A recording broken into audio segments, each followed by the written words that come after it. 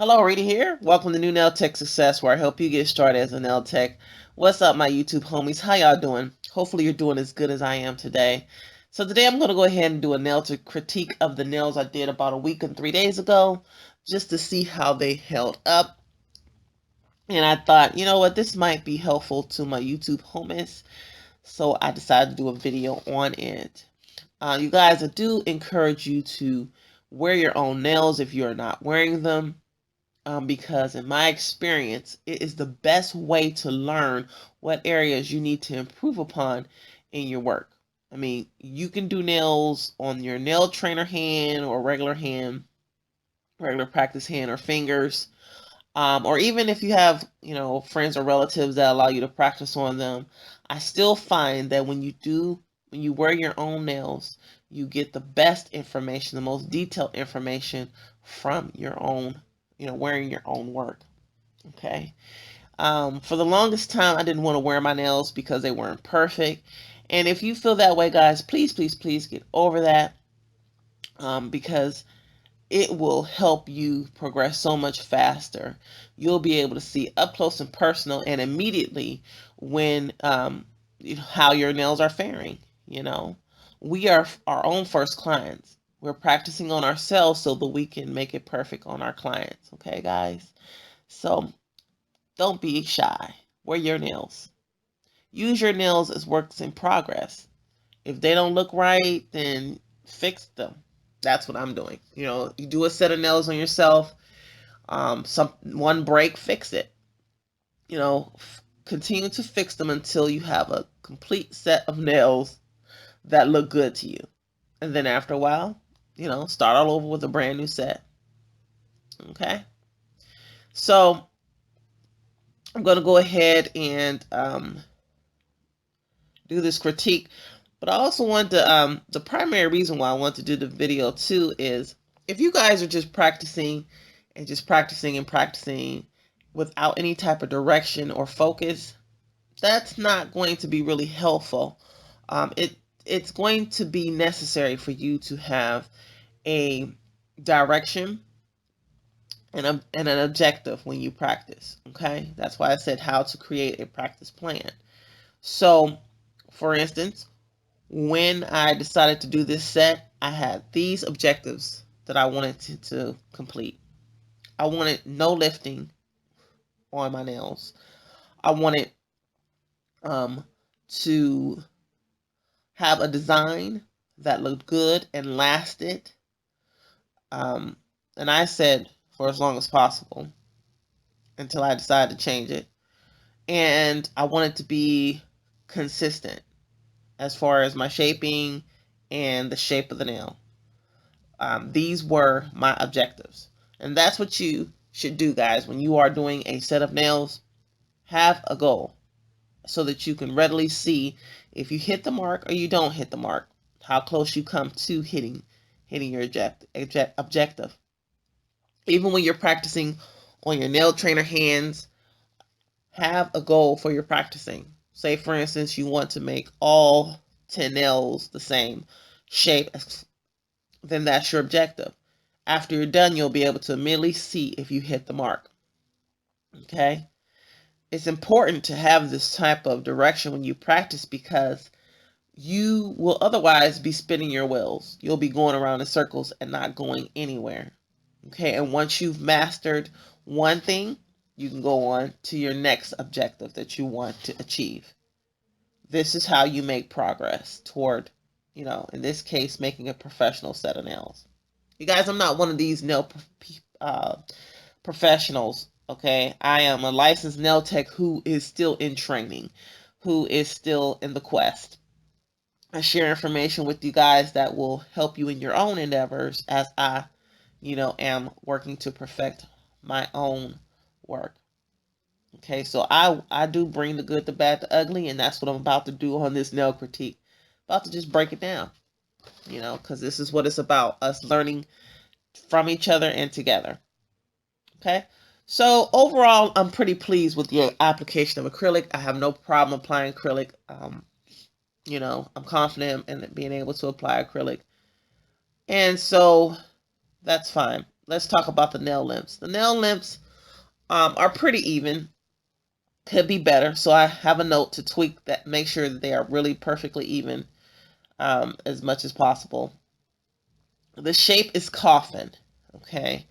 Now, some are more defined than others, and I know part of the reason is because at first I had a squoval shape nail, squoval nails, and then I went to a coffin, and this is something that I had never did before. So I definitely have to practice that because clients will come in and want their shape changed. If they have a square tip, square shape going on, you can definitely go ahead and change that to pretty much any nail shape. Um, Unless it's like a, maybe a pointed uh, cat claw. You can't do nothing with that. You'd have to start all over with a new set to change the shape, but pretty much you can do that. So I have to practice that. Okay. Um, Now, the body shape of the nail is where I really am going to focus. I want to be consistent on making the body of the nail the same.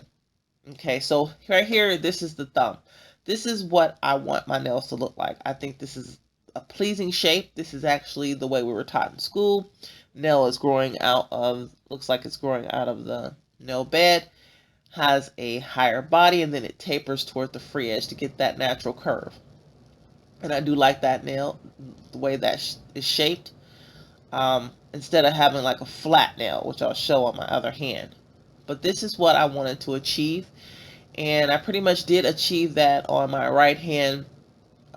Definitely going to have to practice that, just to make sure that it's consistent from finger to finger. Let me show you the difference here on my right hand, which is my less dominant hand. Okay. Um, so of course, let me just tell you guys, my objective when doing my less dominant hand was just to get on some nails on all on this hand, because normally I just do my left hand and I don't even bother with the other hand. So that was my objective, to just have on a full set of nails. So I really wasn't focused on building up the nail, um, to be anatomically correct, so to speak. But going forward, that is something that I will focus on, working on getting my less dominant hand uniformly anatomically correct. You see how you progress? See how you have to chop down your practicing in stages? Okay. So let's talk about the lifting. I didn't want any lifting, and I got more lifting on my less dominant hand. Didn't get no lifting on, pretty much no lifting on the other hand, my left hand, but got quite a bit more on the less dominant hand. And that's to be expected, guys. Unless you are ambidextrous and can do both hands equally well, you're going to have that until you practice, learning how to apply the acrylic on your less dominant hand. Okay. Um, so let's talk about this design. The color is Sandy Toes. I love it. Got it from Five Below. It's like an orangey red. And what I did was, it was a UV top coat, CCV, cured with the light. Now on the accent fingers, I just wanted to go ahead and use gold foil, and I put striper lines on top, and I put a black stud, a self-stick stud on it. I didn't put a top coat on the accent fingers because it made the striper run. It started to smudge the striper. So I said, let's just see what happens if I don't. Well, what happened was that foil started to peel off. My studs fell off. I got one that fell off, one a day, until they were all gone. So yeah, that right there lets me know I need to practice, find a way to do the foil with the striper so that it won't smudge and will secure a stud. That's what I'm going to be experimenting, working on next. Um, Also, I need a polish cleanup brush. Polish around the cuticles, Um, Definitely could have been a lot more better cleaned up. I tried my own to make my own polish cleanup brush, but now I'm going to go ahead and purchase a real cleanup brush to see if it really will clean that up better for me. Okay. When I did the UV top coat, I did not cap the free edge, so the polish pulled from the edges. You really probably can't see that in the picture, but it did. The cuticle area on these nails isn't bad, but I'm going to purchase a cuticle bit to really smooth that cuticle area down, to really make it be undetectable that it is, acrylic. I want to make it so smooth, so I'm going to go ahead and buy a cuticle bit. Never bought one. So you will see how doing your own nails will help you up close and personal. And it will also, as you can see, it will give you ideas on what you need to purchase next, which direction you need to focus on next. Instead of just blowing money on everything, you have a purpose because you have something immediately that you can work on with what you're about to buy. I'm going to work with this immediately when I get this. Okay. So let me just see if there's anything else that I missed.